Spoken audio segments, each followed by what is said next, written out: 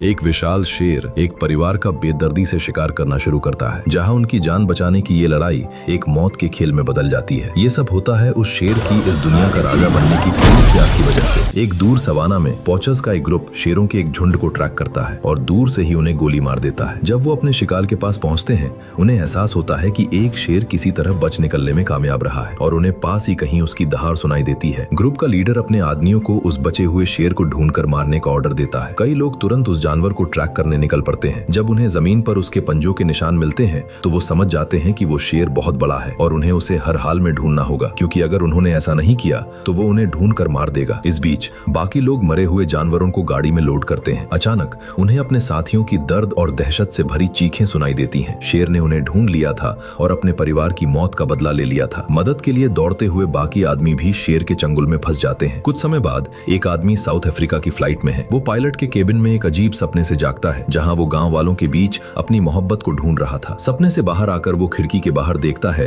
कि उनका प्लेन बस पहुंचने ही वाला है। बहुत सालों पहले वो यहाँ आया था, लेकिन वो भूल गया था कि अफ्रीका की कुदरत कितनी खूबसूरत है। वो अपनी बेटियों को आवाज देता है ताकि वो भी ये नजारा देख सके। प्लेन से उतरने के बाद परिवार एक पवेलियन में अपने दोस्त का इंतजार करता है। लड़कियां वहाँ के माहौल से बहुत नाराज हैं। इतनी दूर सफर करके वो इस कबाड़ खाने जैसी जगह आई हैं और ऊपर से गर्मी बर्दाश्त के बाहर है। तभी उसके पिता का दोस्त वहाँ पहुंचता है और उन्हें अपने घर ले जाता है। रास्ते में वो बताता है कि वो एक वाइल्ड लाइफ रिजर्व में रेंजर और सिक्योरिटी गार्ड का काम करता है। गांव में दाखिल होते ही मारे नोटिस करती है कि वो उन्हीं जगहों से गुजर रहे हैं जहां कभी उसकी माँ रहा करती थी। वो आदमी इस बात को कंफर्म करता है और कहता है कि उसी ने उसकी माँ को उसके पिता से मिलवाया था। बातों ही बातों में वो रेंजर के घर पहुंच जाते हैं। सामान उतार कर वो अंदर जाते हैं और अपने रूम्स में सेटल हो जाते हैं। नोरा अपना फोन उठाती है और ये देखकर डर जाती है कि वहाँ इंटरनेट नहीं है और आने वाले वक्त में वो सोशल मीडिया यूज नहीं कर पाएगी। इस बीच मारे की नजर दीवार पर लगी उन फोटोज पर पड़ती है जो उसकी माँ ने बहुत पहले खींची थी। वो फोटोज शानदार हैं, लेकिन एक फोटो सबसे अलग है। उसमें एक जवान औरत एक विशाल पेड़ के नीचे खड़ी है जो गांव से ज्यादा दूर नहीं है। थोड़ी देर बाद सब डिनर के लिए टेबल पर बैठते हैं। जब पिता देखता है कि उसकी बड़ी बेटी बाहर नहीं आई तो वो उसके कमरे में जाता है। उनके बीच एक अजीब और तनाव भरी बातचीत होती है। पिता को एहसास होता है कि उनका रिश्ता बिगड़ चुका है, लेकिन उसे समझ नहीं आता कि इसे ठीक कैसे करें। उसे अकेला छोड़कर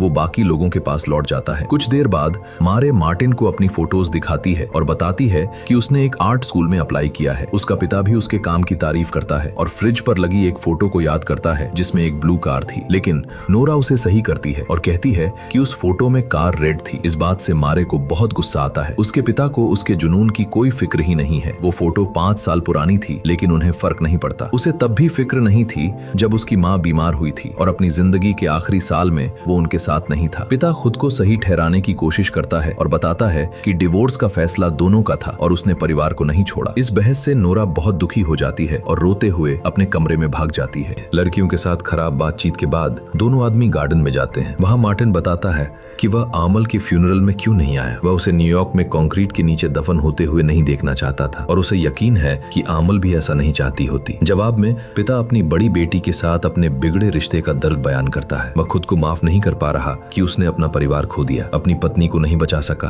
और उसके कैंसर का पता नहीं लगा पाया। वह समझता है कि मारे उसे क्यों माफ नहीं कर रही, क्योंकि वह खुद को भी माफ नहीं कर सकता। मार्टिन अपने दोस्त को दिलासा देता है कि डॉक्टर होने के बावजूद कुछ बीमारियां ऐसी होती हैं जिसके आगे इंसान बेबस है। अगले दिन पूरा ग्रुप सफारी पर निकलता है। मार्टिन वादा करता है कि वह उन्हें बहुत सी दिलचस्प चीजें दिखाएगा। सफर शुरू करते ही वह रिजर्व के बीच से गुजरते हैं और रास्ते में उन्हें एंटीलोप्स, जिराफ्स, राइनोज और हाथी मिलते हैं। मारे अपने फिल्म कैमरा से शानदार फोटोज खींचती है। एक मोड़ पर वह पहाड़ों में एक छोड़ी हुई स्कूल के पास से गुजरते हैं। पुराने वक्त में वहाँ कॉपर की खान थी जहाँ मजदूरों के बच्चे पढ़ते थे, लेकिन खान सूख गई और बंद हो गई और उसके साथ ही स्कूल भी। थोड़ा आगे जाने पर मार्टिन को अपने पार्टनर का पिकअप ट्रक दिखता है और वह रुक जाता है। थोड़ी दूर पर वह लड़कियों और अपने दोस्त को शेरों का एक झुंड दिखाता है और पास से देखने का सुझाव देता है। इस झुंड में 2 नर शेर हैं, कूड़ा और कावाई, और बाकी मादा है। सबको गाड़ी के पास छोड़कर मार्टिन बिना डरे शेरों की तरफ बढ़ता है। उसे उनसे डर नहीं लगता क्योंकि उसने उन्हें तब पाला था जब वह बच्चे थे। जब वह बड़े हुए तो उसने उन्हें रिजर्व में छोड़ दिया। एक इंसान को पास आते देख शेर अलर्ट हो जाते हैं, लेकिन उसे पहचानते ही वह खुशी से आगे बढ़ते हैं और उससे लिपट जाते हैं। उसी वक्त मार्टिन नोटिस करता है कि एक शेरनी के पैर में चोट है। वह ध्यान से पास जाने की कोशिश करता है, लेकिन वह उसे करीब नहीं आने देती। दूर से ही मार्टिन देख पाता है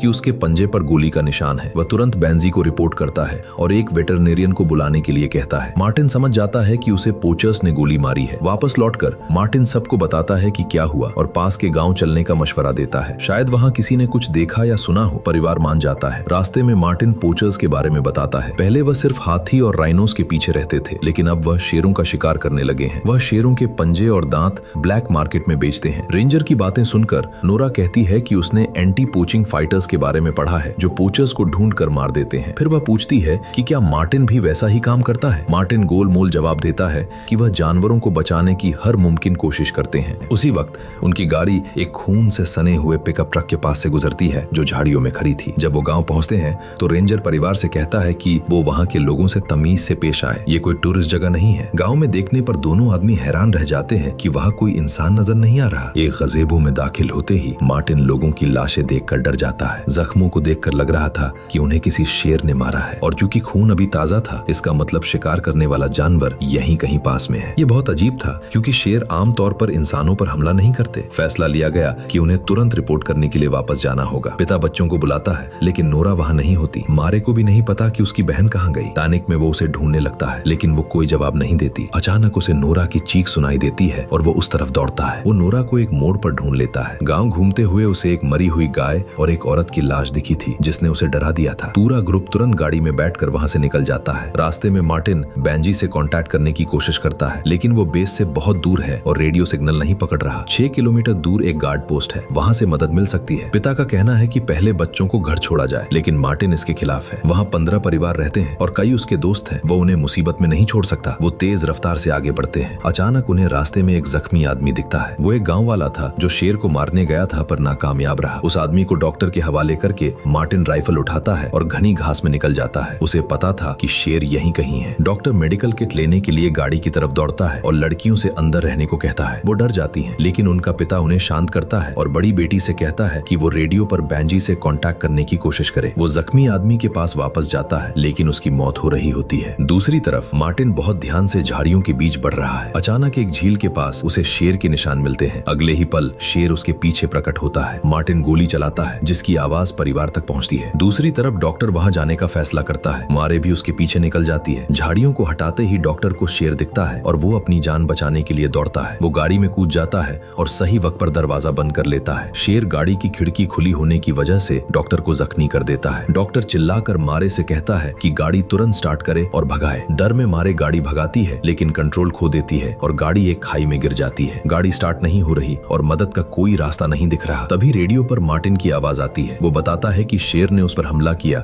और उसका पैर फाड़ दिया है। उसका बहुत खून बह रहा है। नेट उसे बताता है कि एक चाकू को गर्म करके अपने जख्म पर लगाए ताकि खून बहना बंद हो जाए। मार्टिन ऐसा ही करता है और दर्द से चिल्लाता है। नेट को एहसास होता है कि मार्टिन पास ही है, लेकिन मार्टिन कहता है कि शेर उसके सामने खड़ा है और उसे छोड़ नहीं रहा। नेट एक प्लान बनाता है। उन्हें गाड़ी में एक ट्रैंक्विलाइजर राइफल मिलती है। नेट गाड़ी की छत पर चढ़कर शेर का इंतजार करता है। इस बीच लड़कियां रेडियो पर मार्टिन से बात करती हैं ताकि उसकी लोकेशन का पता लगा सके। मार्टिन बताता है कि पास में एक शिकार करने वाली कैबिन है। मारे खिड़की से उसे देख लेती है और पिता के मना करने के बावजूद गाड़ी से उतर जाती है। तभी शेर गाड़ी के पीछे आता है। नोरा उसे देखकर चिल्लाती है। शेर गाड़ी पर हमला करता है और नेट को छत से नीचे गिरा देता है। नेट गाड़ी के नीचे छुप जाता है। शेर अब नोरा पर हमला करने के लिए छत पर कूदता है। नोरा हिम्मत दिखाकर आखिरी ट्रैंक्विलाइजर डार्ट शेर की पीठ में चुभो देती है। शेर वहां से भाग जाता है। मारे मार्टिन को ढूंढ लेती है और उसे गाड़ी तक लाती है। नेट उसके जख्म सिलता है। सब मिलकर कोशिश करते हैं कि मार्टिन जिंदा रहे, लेकिन थोड़ी देर बाद शेर फिर दिखाई देता है। लगता है ट्रैंक्विलाइजर का असर खत्म हो गया है। रात हो जाती है। इंजन डेड है और पानी कम है। मारे अपने पिता पर गुस्सा है और उसे झूठा कहती है। मार्टिन होश में आकर बताता है कि ये शेर बदला ले रहा है क्योंकि पोचर्स ने उसके पूरे झुंड को खत्म कर दिया है। नेट को अपनी पत्नी के सपने आते हैं। वो मारे से माफी मांगता है और कहता है कि वो हमेशा उसकी माँ से प्यार करता था। तभी पास में हेडलाइट्स दिखती है। सब खुश होते हैं, लेकिन जल्द ही एहसास होता है कि वो रेस्क्यूअर्स नहीं बल्कि पोचर्स हैं। पोचर्स मदद के बदले $5000 मांगते हैं। उनमें से एक पोचर मार्टिन को पहचान लेता है और उन पर बंदूक तान देता है। तभी अचानक शेर हमला कर देता है। इस अफरा तफरी का फायदा बच्चों को बचाता है और पोचर्स की गाड़ी की चाबी ढूंढने निकलता है। नेट को चाबी मिल जाती है और वो वापस आता है, लेकिन शेर गाड़ी के शीशे तोड़कर अंदर घुसने की कोशिश करता है। मार्टिन खुद को कुर्बान करने के लिए तैयार हो जाता है ताकि बच्चे बच सके। वो एक लाइटर से गाड़ी में धमाका कर देता है। नेट वापस आता है और देखता है कि मारे जख्मी है और मार्टिन मर चुका है। वो मारे को लेकर पुराने स्कूल की तरफ भागता है। वहाँ वो उसके जख्म साफ करता है, लेकिन शेर वहाँ भी पहुँच जाता है। नेट समझ जाता है कि शेर उन्हें नहीं छोड़ेगा। वो अपनी बेटियों से वादा करता है कि वो वापस आएगा और शेर को अपने पीछे भगाता है। वो शेर को कूड़ा और कावाई के इलाके में ले जाता है। वहाँ नेट और शेर के बीच मौत की लड़ाई होती है। जब लगता है कि कि नेट हार जाएगा, तभी कूड़ा और कावाई उस शेर पर हमला कर देते हैं। नेट का प्लान काम कर गया। नेट की आंख अस्पताल में खुलती है जहाँ उसकी बेटियां उसके साथ हैं। उन्हें बेंजी ने बचा लिया था। कुछ समय बाद अस्पताल से डिस्चार्ज होने के बाद नेट और उसकी बेटियां उस पेड़ के पास जाते हैं जहाँ उनकी माँ को वक्त बिताना पसंद था। वो वहाँ एक फोटो खींचते हैं, एक ऐसी याद जो उन्हें हमेशा इस खतरनाक सफर की याद दिलाएगी।